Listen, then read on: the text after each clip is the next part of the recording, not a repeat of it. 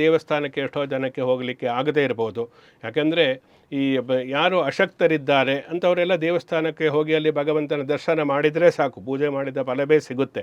ಆದರೆ ಅದಕ್ಕಿಂತ ನೀವು ಮನೆಯಲ್ಲಿ ಮಾಡತಕ್ಕಂತಹ ಪೂಜೆ ಇದೆಯಲ್ಲ, ಅದೇ ಶ್ರೇಷ್ಠ ಅಂತೇಳಿ ಶಾಸ್ತ್ರ ಹೇಳುತ್ತೆ.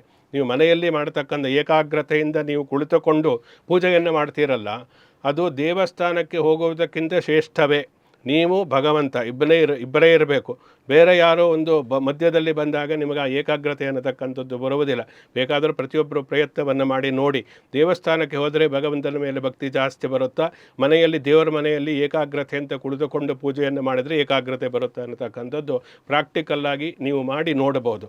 ಆದ್ದರಿಂದ ಈ ಶಿವರಾತ್ರಿಯ ದಿವಸವೂ ಕೂಡ ಪ್ರತಿಯೊಬ್ಬರೂ ಕೂಡ ಮನೆಯಲ್ಲಿಯೇ ಯಾವುದೋ ಒಂದು ಲಿಂಗ ಇದ್ದೇ ಇರುತ್ತೆ ಮನೆಯಲ್ಲಿ.